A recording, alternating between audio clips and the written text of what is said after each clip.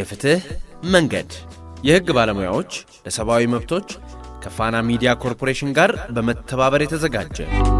በዚህ ፕሮግራም የሰብአዊ መብት ጉዳዮችና ፍትህን የተመለከቱ ዝግጅቶች ይቀርቡበታል። የፍትህ መንገድ ፕሮግራሙ ዘወትር ማክሰኞና ሐሙስ ምሽት በፋና ሚዲያ ኮርፖሬሽን ይቀርብላችኋል። የፍትህ መንገድ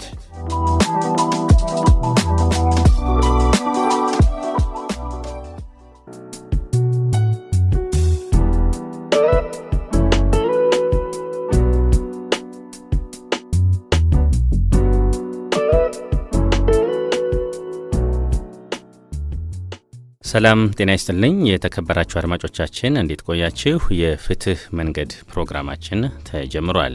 የህግ ባለሙያዎች ለሰብአዊ መብቶች ከፋና ሚዲያ ኮርፖሬሽን ጋር በመተባበር በሚያቀርቡላችሁ በዛሬው ፕሮግራማችን ይዘንላችሁ የቀረብነው የተከሰሱ ሰዎች መብትን የተመለከተ ርዕሰ ጉዳይ ነው። አንድ ሰው በወንጀል ተጠርጥሮ ምርመራ ከተደረገበት በኋላ ጉዳዩ አድጎ ፍርድ ቤት ይፋዊ ክስ ሲመሰርትበት ተከሳሽ ይባላል። ተከሳሾች ከመንግስት ጋር በሚያደርጉት የህግ ክርክር ምን መብቶች አሏቸው? ጥፋተኛ ተብለው ሲታሰሩስ ህጉ ምን አይነት ልዩ ጥበቃ ያደርግላቸዋል?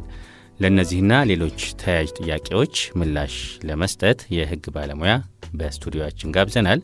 አድማጮች እስከ ፕሮግራማችን መቋጫ ድረስ አብራችሁን ቆዩ የአክብሮት ግብዣችን ነው።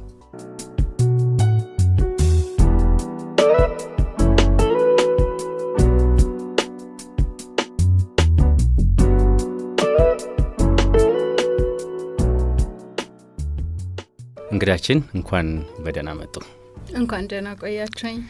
እስቲ እንደው ለአድማጮች ራስዎን ቢያስተዋውቁልን። ትዕግስት ርዕሰ እባላለሁኝ፣ የህግ ባለሙያ ነኝ። መልካም፣ እንግዲህ ወደ ውይይታችን እናመራለን። ቀዳሚው ጥያቄ የሚሆነው አንድ ሰው በወንጀል ተከሶ ፍርድ ቤት ሲቀርብ ሂደቱ ፍትሐዊ ነው ለመባል ገና ከመጀመሪያው ስለቀረበበት ክስ ምን ነገሮች ማወቅ ይጠበቅበታል?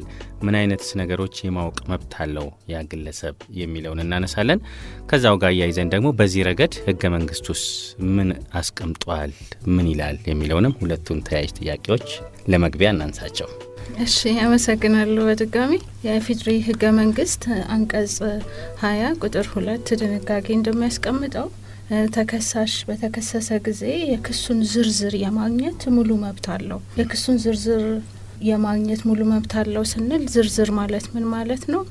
ወንጀሉ ምንድነው፣ መቼ እና እንዴት ተፈጸመ የሚለውን ዝርዝር የማወቅ መብት አለው። ዝርዝሩን ካወቀ በኋላ ደግሞ በጽሁፍ የተከሰሰበትን ክስ ቅድም የዘረዘርነውን በጽሁፍ የማግኘትም መብት ይኖረዋል።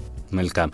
እንደው በዚህ ረገድ ህገ መንግስቱ መሰረቱ ምን ግራውንዱ ምንድን ነው ይመስለው? የተቀመጠው ነገር ምናልባት ከዛ አንጻር የምንመለከተው ነገር ካለ። ቅድም የጠቀስኩት ህገ መንግስቱ ነው። የኢፌዴሪ ህገ መንግስት አንቀጽ 20 ቁጥር 2 ላይ የተከሰሰ ሰው ስለ ክሱ በዝርዝር የማወቅ መብት አለው ይልና በዝርዝር የማወቅ መብት አለው ማለት ምን ማለት ነው?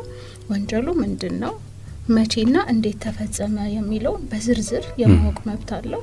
ከዛም ደግሞ ክሱን በጽሁፍ የማግኘት መብት አለው። እነዚህ ሁለት መብቶቹ የተጠበቁለት ነው ማለት ነው። መልካም አለባቸው። መልካም። በፍርድ ሂደት ወቅት አቃቤ ህግ የሚያቀርባቸውን ማስረጃዎችና ምስክሮችን በተመለከተ የተከሰሰ ሰው መብቱ እስከምን ድረስ ነው? ራሱን ለመከላከልስ ምን አይነት መብቶች ተሰጥተውት ይሆን? አሁንም የኢፌዴሪ ህገ መንግስት አንቀጽ 20 ቁጥር 2 ላይ ተከሳሽ ራሱን የመከላከል መብት አለው። የቀረበበትን ማስረጃዎች የመመልከት መብት አለው። አቃቤ ህግ ለሚያቀርባቸው ምስክሮች ጥያቄ የመጠየቅ እንዲሁም ደግሞ መስቀለኛ ጥያቄ የመጠየቅ መብት አለው። መስቀለኛ ጥያቄ የመጠየቅ መብት ማለት ምን ማለት ነው? በዋና ምስክር ላይ የሚቀርብ እውነትን ለማጥራት የሚቀርብ ጥያቄ ነው። ምን ማለት ነው? በዋና ምስክር ላይ እውነትን ለማጥራት የሚደረግ ጥያቄ ማለት መስቀለኛ ጥያቄ ስንል ማለት ነው መልሱን በዋና ምስክር ላይ አፉ ላይ እንደማስቀመጥ አይነት ማለት ነው። ለምሳሌ ምን ማለት ነው? መሪ ጥያቄዎችንም የመጠየቅ መብት ይኖረዋል። ክሮስ ኤግዛሚኔሽን ወይም መስቀለኛ ጥያቄ በሚጠየቅ ጊዜ ማለት ነው። ያ ማለት ምንድነው? ለምሳሌ አሁን ዋና ምስክሩን ወንጀሉ ተፈጸመ በሚባል ቀን የነበርከው እዚህ ቦታ ነበር አይደለም የሚል ጥያቄ፣ ወንጀሉ በሚፈጸም ጊዜ ከከሌ ጋር ነበር ካልነበርክ የሚመስሉ መሪ የሆኑ ጥያቄዎች ማለት እነዚህ ናቸው። ዋና ምስክሩ መልሱን አፉ ላይ እንደማስቀመጥ ማለት ነው አዎ ወይም አይ እንዲል የሚያደርጉና ዋና የሚደረግበት ምክንያት ለማጥራት እውነት ጋር ለመድረስ የሚደረግ አንዱ ነው ማለት ነው። ከዛ ደግሞ ምን ማድረግ ይችላሉ? ማስረጃ ማቅረብ ይችላሉ። ማስረጃ እንዲቀርብላቸው መጠየቅ ይችላሉ። ማስረጃ እንዲቀርብላቸው መጠየቅ ይችላሉ ስንል በሶስተኛ ወገን የሚገኙ ማስረጃዎች ነገር ግን በእነሱ እጅ የሌለ አሁንም ለተከሰሱበት ክስ ግን ጠቃሚ የሆነ ማስረጃ በሚሆን ጊዜ ፍርድ ቤቱ ትእዛዝ ሰጥቶላቸው ከሶስተኛ ወገን የማስረጃው እንዲመጣላቸው የመጠየቅ መብት ማለት ነው። ሌላው ደግሞ የራስ ምስክር እንዲሰማላቸው የመጠየቅ መብት አላቸው። በተከሰሱበት ክስ ላይ የመጨረሻ ውሳኔ እስከሚሰጥ ድረስ እንደ ወንጀለኛ ያለመታየት መብት አላቸው። ሌላ ደግሞ በተከሰሱበት ክስ ላይ ራሳቸው እንደሚመሰክሩ ያለመገደድም መብት አላቸው። እነዚህ መብቶች ህገ መንግስቱ ያጎናጸፋቸው መብቶች ናቸው ማለት ነው ለተከሰሱ ሰዎች። እውነት ነው። መልካም እንቀጥላለን። ክቡራትና ክቡራን አድማጮቻችን የህግ ባለሙያዎች ለሰብአዊ መብቶች ከፋና ሚዲያ ኮርፖሬሽን ጋር በመተባበር የሚያቀርቡላችሁን የፍትህ መንገድ የተሰኘው ፕሮግራማችንን ነው እያደመጣችሁ የምትገኙት። እያደመጣችሁን ስለሆነ ከኛ ጋርም ስላላችሁ እጅግ አድርገን እናመሰግናለን። አሁንም የተለያዩ ሀሳቦች አሉ። እነዛ ሀሳቦች ላይ ውይይት እናደርጋለን። እናንተም ከኛ ጋር ቆዩ፣ ግንዛቤ ታገኙበታላችሁ። እስቲ ወደ ሌላኛው ጥያቄ እንለፍና የሲቪልና የፖለቲካ መብቶች ዓለም አቀፍ ቃል ኪዳን ወይም ICCPR አንቀጽ 14 3 ዲ እና የሀገራችን ህገ መንግስት አንድ ሰው ጠበቃ ለማቆም የገንዘብ አቅም ሲያጣ ምን አይነት መፍትሄ ያስቀምጣሉ? በተለይ ፍትህ እንዳይጓደል ከመንግስት ጠበቃ የመመደብ መብት የሚነሳውስ መቼ ነው? እነዚህ ነገሮች ላይ ትንሽ ማብራሪያ ይስጡን። መልካም። ያው በኢንተርናሽናል ህጎችን አገራችን ካጸደቀች የአገሪቷ አንዱ የህግ አካል ነው የሚሆነው። አንዱ ያጸደቀችው ህግ ICCPR ነው፣ ኢንተርናሽናል ኮንቬንሽን ፎር ሲቪል ኤንድ ፖለቲካል ራይት ነው። እሱ ላይ ቅድም እንደጠቀስከው አንቀጽ 14 3 ዲ ላይ እና እንዲሁም ህገ መንግስቱ የተከሰሰ ሰው ራሱን የመከላከል ወይም በመረጠው ጠበቃ የመወከል መብት አለው። ነገር ግን የተከሰሰ ሰው ጠበቃ ለማቆም በማይችል ጊዜና ፍትህ የሚጓደል ሲሆን የመንግስት ጠበቃ እንዲቆምለት የመጠየቅ መብት አለው። ፍትህ እንዳይጓደል ስንል ምን ማለታችን ነው? የተከሰሰበት ክስ የሚቀጣበት እርከኑ ከፍተኛ በሚሆን ጊዜ ተከሳሽ ራሱን በበቂ ሁኔታ ለመከላከል የህግ እውቀት ይኖረዋል ተብሎ ስለማይገመት ይሄ ደግሞ ባለመሆኑ ፍትህ ስለሚጓደል መጠየቅ ይችላል። መብቱም ነው ጠበቃ መንግስት እንዲመድብለት። የአመዳደቡ ሁኔታ ፍትህ ሚኒስቴር ነው የሚመድብለት። ጠበቃዎችን ማለት ተከላካይ ጠበቃዎች እንዲመደቡለት ይታዘዝለታል። በነጻ የመከራከሩን ደግሞ ሂደቱ በምን መልክ ነው የሚደረገው? ቃለ መሐላ ነው የሚገቡት። ቃለ መሐላ ይገባሉ። ቃለ መሐላው ያው የሚያስረዳው ተከሳሽ የገንዘብ አቅም እንደሌላቸውና መንግስት ጠበቃ እንዲያቆምላቸው መጠየቅ ነውና በቃለ መሐላ ነው የሚያደርጉት። ያንን ቃለ መሐላ ግን እውነት ሆኖ ባይገኝ ለሰጡት ቃል ኃላፊነትን ይወስዳሉ ማለት ነው።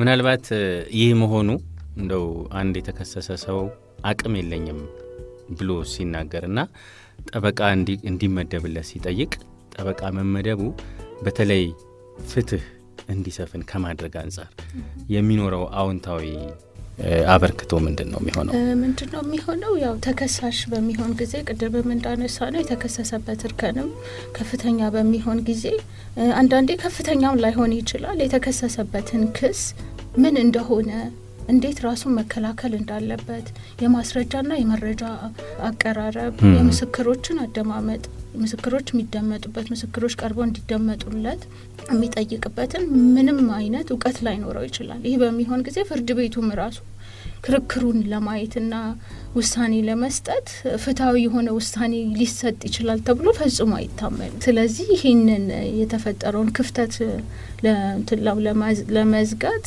ተከሳሾች በወንጀል በሚከሰሱ ጊዜ በራሳቸው ጠበቃ ማቆም በማይችሉበት ጊዜ መንግስት ጠበቃ ቆሞላል መድቦላቸው እንዲከራከሩ ይደረጋል ማለት ነው። ምክንያቱም ፍርድ ቤት ፍትህን ማስፈን ነው ዋናው ስራው አይደለም። ያ ደግሞ መሆን የሚችለው የተከሰሰ ሰው በበቂ ሁኔታ ስለተከሰሰበት ወንጀል የማወቅ፣ የመረዳት፣ የማስረዳት አቅም መኖር ስላለበት ምናልባት ይሄንን ጠበቃ ይመደብልኝ ጥያቄ አንድ ተከሳሽ ማቅረብ የሚችለው እንደ ወንጀሉ አይነት ይለያያል ወይስ ማንኛውም ተከሳሽ የትኛውም ተከሳሽ ይህንን ጥያቄ የማቅረብ ለፍርድ ቤቱ የማቅረብ መብት ነው? ማንኛውም ተከሳሽ ለማለት በጣም ይከብዳል። አንዳንድ ፕቲ ኦፈንስ የምንላቸው የቅጣት እርከኑ በጣም ዝቅተኛ በሚሆን ጊዜ ራሱ እንዲከላከል ይደረጋል። ግን ብዙ ጊዜ በተለምዶ የሚደረገው ቅጣት እርከኑ ከፍተኛ በሚሆን ጊዜ የዛን ጊዜ ነው እንዲመደብ። ምክንያቱም ያው ራሱም የአቅም ውስንነትም ስለሚኖር ሁሉም ሰው ጠበቃ እንዲቆምለት ቢጠይቅ አስቸጋሪ ይሆናል። ግን ዋናው መሰረቱ የተከሰሰበት ክስ ላይ ትንንሽ ክሶች ዝቅተኛ የቅጣት እርከን ያላቸው ሲሆኑ ራሱ እንዲከላከል ይደረጋል። መልካም። እስቲ ወደ ሌላ ሀሳብ ወደ ሌላ ርዕሰ ጉዳይ እንለፍና ደግሞ በአዋጅ ቁጥር 943/2008 መሰረት የፌዴራል ጠቅላይ አቃቤ ሕግ በአንድ በኩል ወንጀልን መርምሮ የመክሰስና የማስቀጣት ስልጣን አለው። በሌላ በኩል ደግሞ በቁጥጥር ስር ያሉ ሰዎችን መብት የመጠበቅ ኃላፊነት አለበት። ይህ የክስ መመስረትና መብት የማስከበር ድርብ ኃላፊነት እንዴት ጎን ለጎን ሊሄድ ይችላል?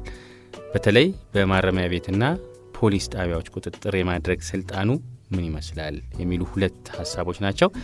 ቀዳሚ የምናደርገው እነዚህ ሁለት እርስ በርሳቸው የሚጋጩ የሚመስሉ ሀሳቦች እንዴት ነው ጎን ለጎን ማስኬድ የሚቻለው የሚለውን እናስቀድም እስቲ። አዎ ምናልባት አየህ መንግስቱ አቃቤ ሕግ ሲባል ሁሌ የሚከስ የሚያስወስን እርምት እንዲወስዱ የሚያደርግ ተብሎ በህብረተሰቡ ስለሚወሰድ ነው እንጂ ያ ብቻ አይደለም ኃላፊነቱ። አቃቤ ሕግ ይከሳል፣ ቅጣትም ሊያስቀጣ ይችላል። የተከሰሱ ሰዎችም ወደ ማረሚያ ቤት ሊሄዱ ይችላሉ። ነገር ግን እዛ ጋር አይደለም የሚያቆመው። የክስ ሂደቱ ምን እንደሚመስል፣ ታራሚዎች በምን አይነት ሁኔታ ተይዘው እንዳሉ የመከታተል፣ የማየት፣ የማረጋገጥ ኃላፊነትና ስልጣን አለው። ይህም የጠቅላይ አቃቤ ሕግ የማቋቋሚያ የወጣው አዋጅ ቁጥር 943/28 ቁጥር 5/6 መናሀ መርሃ የሚያስቀምጡት ምንድን ነው? አንደኛ ዋነኛው ነገር የህግ የበላይነትን የማረጋገጥ ስልጣን አለው። ህገ መንግስትን የማክበር የማስከበር ስልጣን አለው። ተከሳሾች በተከሰሱበት ወንጀል ማስረጃቸው እውነተኛ ማስረጃ፣ በቂ ማስረጃ ባልቀረበ ጊዜ የቀረበውን ክስ የመዝጋት የማቋረጥ ኃላፊነት አለበት። ፖሊስ ጣቢያዎችንና ማረሚያ ቤቶችን የመጎብኘት ኃላፊነት አለበት። የተያዙና በመታረም ላይ ያሉ አያያዛቸው ሰብአዊ በሆነ መልክ ነው ወይ የሚለውን የማየት የመከታተል፣ ማናቸውም ህገወጥ ድርጊቶች በሚያይ ጊዜ እርምጃ የመውሰድ ስልጣን፣ ከዛም ደግሞ በተጨማሪ በተለየ ሳይሆን ጥፋተኛ በተቻለ መጠን በጥፋቱ ልክ እንዲቀጣ የማድረግ፣ የቅጣት አስተያየት በሚጠየቅ ጊዜ ደግሞ ፍትሐዊ የሆነ አስተያየቶችን የመስጠት፣ እነዚህ የተወሰኑት የሚባሉት ኃላፊነቶቹ ናቸው። እኮ እዚሽ ጋር ትንሽ ባያዝድ አይሆንም ወይ? አሁን እዚሽ ጋር አንደኛ ለህጉ ከለላ የመስጠት፣ ጥፋተኛን ተከሳሽን ተገቢውን ቅጣት እንዲያገኝ የሚከራከር የሚሞግት ነው። በዚህ በኩል ደግሞ ስለ ተከሳሹ መብትና አያያዝ ጭምር ኃላፊነት ወስዶ የሚሰራ ነው እና አንድ አቃቤ ሕግ በዚህ ሁለት ሂደት ውስጥ ራሱ ትንሽ የፍላጎት ግጭት የባያዝድ የመሆን ነገር እንደው ሊፈጠርበት አይችልም ወይ የምትለው በደንብ ይገባኛል። ነገር ግን አንደኛ አቃቤ ሕግ ነው። ፐርሰናል ጉዳዮቹ መካተት አይኖርባቸው። ዋናው ቅድም እንዳልነው ፍትህን፣ ህገ መንግስቱን ማስከበር፣ ፍትሐዊነትን የማረጋገጥ ኃላፊነት ነው ያለበት። ስለዚህ አንድን ሰው ስለተከሰሰ ብቻ በተከሰሰበትም ክስ እውነት ጥፋተኛም ተብሎ ወደ ማረሚያ ቤት ሊሄድ ይችላል። ነገር ግን ወደ ማረሚያ ቤት ሲሄድም የክስ ሂደቱንም ቅድም የዘረዘርናቸው መብቶች አሉ አይደለም? እነዛ መብቶቹ ተጠብቀውለታል ወይ? ቅድም የዘረዘርናቸው መብቶች በሙሉ ተጠብቀውለታል ወይ? ከእንደገናም ደግሞ ማረሚያ ቤት ሲያዝስ እንዴት ነው የተያዘው? ማረሚያ ቤቱ ምን ይመስላል? ሰብአዊነት ባለው መልክ ነው ወይ ተይዘው ያሉት የሚለውን የማየት ኃላፊነቱ ነው እንጂ እንትን የለውም ሰውን የማስቀጣት ከዛ ይሄ እንኳን እሰይ ተቀጣ የማለት ሳይሆን አንደኛ ትልቁ ኃላፊነቱ ህግን የበላይነት ማረጋገጥ ነው አይደለም? የህግ የበላይነት ማረጋገጥ ካለን ህግ በላይነቶች የሚረጋገጡበት የራሳቸው ቅድም የዘረዘርናቸው ራሱ የተከሳሾች መብትም አለ አይደለም? ስለዚህ ቅድምም እንዳልና ክስም ተከሶ እኮ በቂ ማስረጃና መረጃ ካልተገኘ የተገኙትን ማስረጃዎችና መረጃዎች እውነተኛም ካልሆኑ ክሱን ያቋርጣል፣ ኃላፊነትም አለበት። ስለዚህ የሚሆነው ምንድነው? የሚጋጭ ሳይሆን ኃላፊነቱን ነው የሚወጣው። ኃላፊነቱን ነው ይህም ኃላፊነት አለበት መክሰስ ጥፋተኛ የሆነን ጥፋተኛ የማስባል ተገቢውን እርምት እንዲያገኝ የማድረግ ኃላፊነት አለበት። ይሄኛውም ሁለተኛውም ኃላፊነት ምንድነው? የክስ ሂደቱ ምን ይመስላል? ፖሊስ አያያዛቸው ምን ይመስላል? ማረሚያ ቤቱ በምን መልክ ነው የያዛቸው የሚለውንም የማየት የመመልከት ኃላፊነት እንዲያውም ብሎም የህገወጥ ተግባሮች በሚኖሩ ጊዜ እርምጃ የመውሰድ ኃላፊነት ይኖርበታል የሚመስለኝ። ብዙ ጊዜ አቃቢ ህግ ሲባል ለተከሳሽ ምንም የማይወግን ከጠበቃ በተቃራኒ ማለት ነው። አሁን አንዳንዴ ጠበቃ እና አቃቤ ህግ በተለያየ ጽንፍ ቆመው አቃቤ ህጉ እዛ ጋር ትክክለኛ ፍትህ እንዲገኝ ከህግ ጎን ወይም ከመንግስት ጎን ቆሞ የሚከራከር፣ ጠበቃው ደግሞ በዚህ በኩል ለተከሳሹ ለግለሰቡ ቆሞ የሚከራከር ሁለት ጽንፍ ነው ብዙዎቻችን ጋር ያለው አስተሳሰብ። ለዛ ነው ይህንን ነገር በደንብ እንዲያብራሩልኝ ደጋግሜ የጠየቅኩት። ምናልባት አቃቤ ህግ ስልጣኑ እስከምን ድረስ ነው? አሁን ቅድም ለተከሳሽ በሚቆምበት ወገን ወይም ደግሞ አሁን ከአያያዛቸውን በማረሚያ ቤት ፖሊስ ጋር ያለውን አያያዝ የተከሳሾችን አያያዝ በሚመለከትበት ጊዜ ስልጣኑ እስከምን ድረስ ነው የሚለውን ደግሞ ብናነሳስ፣ ምናልባት አይቶ ይሄ ህገወጥ ነው ከማለት በዘለለ እስከምን ድረስ ነው የሚሄደው ኃላፊነቱ ስልጣኑ? እሺ ያው ቅድም እንዳልነው ፖሊስ ጣቢያዎችንም ማረሚያ ቤቶችንም የመጎብኘት መብት የሚሰጠው የሚመለከተው ታራሚዎች በምን መልክ ነው የተያዙት። ለምሳሌ ታጉረው ከሆነ በማይመች ሁኔታ ሆነው ከሆነ ያንን አይቶ ታዝቦ የመሄድ አይደለም። አያያዙ ህገ ወጥ ስለሆነ ማረሚያ ቤቱ የተያዙበት ሁኔታ ማረሚያ ቤቱ በተገቢ ሰብአዊ መብታቸውን በጠበቀ መብት ስላልሆነ ይሄንን ማታረም አለበት፣ መስተካከል አለበት ብሎ እርምጃ የመውሰድ መብት አለው። ፖሊሶችም መረጃ የሰበሰቡበት መንገድ፣ መረጃ ያገኙበት መንገድ ፍትሃዊ ነው ወይም ከህጉ ጋር ላይን ያደረገ ነው ወይ የሚለውንም ተመልክቶ እንደገና ትክክል ካልሆነ ማናቸውም ህገወጥ ድርጊቶች ካሉ የማስተካከል እርምት እንዲወሰዱ የማድረግ ኃላፊነትም አለው፣ ስልጣንም አለው። መልካም እንቀጥላለን። ክቡራትና ክቡራን አድማጮቻችን አሁንም የምናነሳቸው ቀሪ ሀሳቦች አሉ።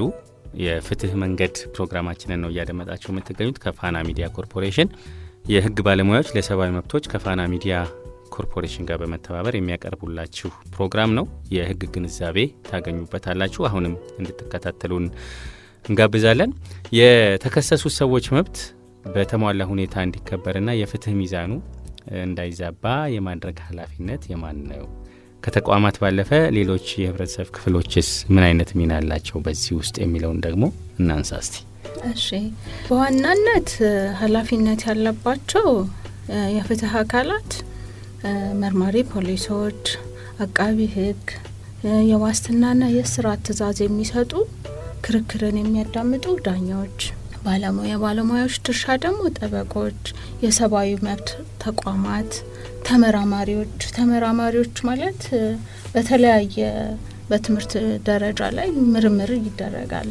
የተያዙ መብቶች ላይ ምርምር የሚያደርጉ የምርምር ጥናታቸውን በሚያደርጉ ጊዜ ያገኙትን ሰነዶች ህጋዊ ሰነዶች ለህዝቡ ተደራሽ ማድረግ።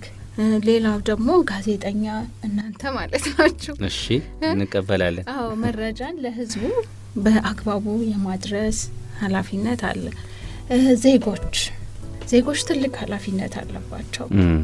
ሁሉም ዜጋ ኃላፊነት አለበት።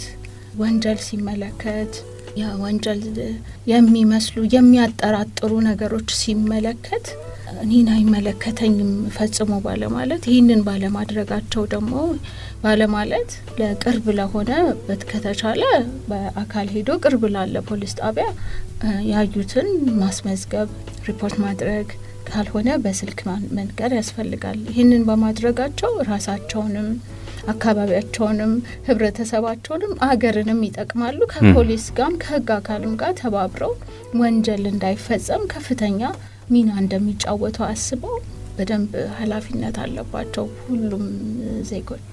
ስለዚህ ሁሉም ዜጋ የየራሱን ኃላፊነት የየራሱን ድርሻ መወጣት አለበት ማለት ነው በሚገባ። እስቲ ወደ ማጠቃለሉ እንምጣና እንደው መልእክት ቢያስተላልፉልን ለአድማጮቻችንም ምናልባት ጉዳዩ ለሚመለከታቸውም ሰዎች ያው ዞሮ ዞሮ ሁሉም የፍትህ ተቋማቱ ምኑም የሚሰሩት ፍትሃዊነት እንዲሰፍን ነው። በዛው መጠን ደግሞ ሰብአዊ መብት እንዲከበርም ነው። ይሄ ማለት ምን ማለት ነው? እንደው በዚህ ረገድ ምን አይነት መልእክት ይኖሮታል? በተለይ ለፍትህ ስርዓቱ ፍትሃዊነት ሲሰፍን፣ ሰብአዊ መብት ሲከበር፣ ለፍትህ ስርዓቱ ዜጎች አመኔታ እንዲኖራቸው ከማድረግ አንጻር ያለው አበርክቶ ምንድን ነው? ምን ማለት ነው? አንደምታውስ ምንድን ነው? ለፍትህ ስርዓቱ ብቻ ሳይሆን ለሀገርም ፍትህ ሲሰፍን፣ ሰብአዊ መብት ሲከበር የሚለውን ሀሳብ ማጠቃለያ እናድርገው።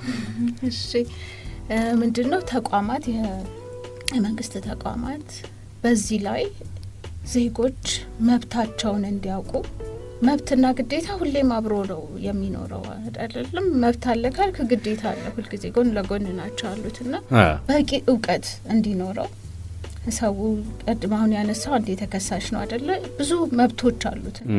በተቻለው ሁኔታ እውቅና እንዲያውቁ ህብረተሰቡ እንዲያውቅ ስላለው መብትና ግዴታውን ህጉን በሚያውቅበትን ተደራሽ የሆነ የተለያዩ ሚዲያዎችም ቢኖሩና ህዝቡ የህግ እውቀቱን ኃላፊነቱን ግዴታውን መብቱን እንዲያውቅ ቢደረግ። ቅድም ያነሳ ነው አለ አይደል? አሁን ለአቃቢ ህግ ሲባል ስለ አቃቢ ህግ ያለ ፒክቸር አለ አይደለ? የአቃቢ ህግ ፒክቸር ማለት በሰው ውስጥ ያለ ለአቃቢ ህግ የሚኖረን ሀሳብ የሚኖረን አስተሳሰብ ማለት ነው። አስተሳሰብ ለፍርድ ቤት ለዳኞች ያለውና ህብረተሰቡ እውነት ካላጠፋ እውነት ጥፋተኛ ሆኖ ካልተገኘ ፍርድ ቤቱ ሆነ አቃቢ ህግ የማስከሰስ የማስቀጣት አምሮትና ፍላጎት ኖሮት ሳይሆን ፍትህን ለማስከበር የህግ የበላይነትን ለማረጋገጥ የሚሰሩ እናም ደግሞ ለህዝብ የቆሙ እንጂ ከህዝብ አጊንስት የቆሙ እንዳልሆኑ እንዲረዱ በሚደረግበት ጊዜ ህዝቡም አመኔታ እያሳደረ ይመጣል።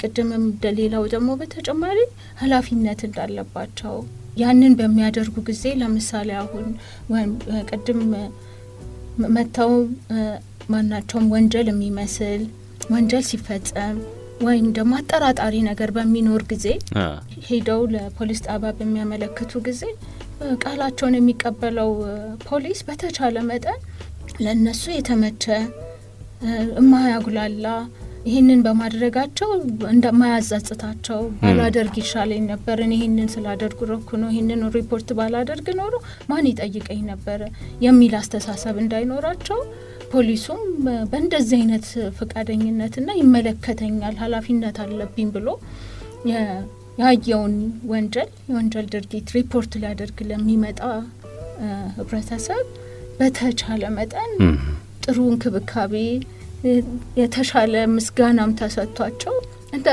እንዳይጸጸቱ ለምን መጣሁ እንዳይሉ በመምጣታቸው ግን እንኳንም መጣሁኝ በማድረጌ እንዲህ አተረፍኩ የሚብሉበት መንገድ የተመቻቸ ቢሆን በጣም የተሻለ ይመስለኛል። መልካም። የህግ ባለሙያ ትዕግስት ርዕሰ በስቱዲዮአችን ተገኝተው ለሰጡን ማብራሪያም ስለ ጊዜውም ስለ ማብራሪያውም ከልብ አድርጌ ነው አመሰግነው። እኔም በጣም አመሰግናለሁ መንግስቱ። መልካም ጊዜ።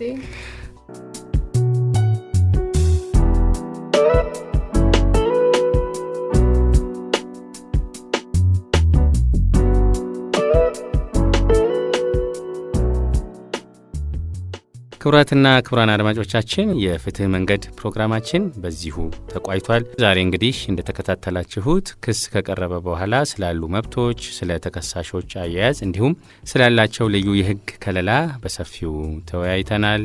የፍትህ ስርዓቱ ፍጹም የሚሆነው ደካማ የሆኑትንም ጭምር በእኩልነት ሲመለከት ነውና ለዚህ ሁሉም መስራት ሁሉም መጣር አለበት እያለን በቀጣዩ ዜማ እንሰናበታችኋለን። ስላዳመጣችሁን አብራችሁንም ስለቆያችሁ እጅግ አድርገን እናመሰግናለን። በቀጣይ ክፍል በሌላ ርዕሰ ጉዳይ እንጠብቃችኋለን። እኔ መንግስቱ ስፈር ነበርኩኝ። ሰላም ቆዩ።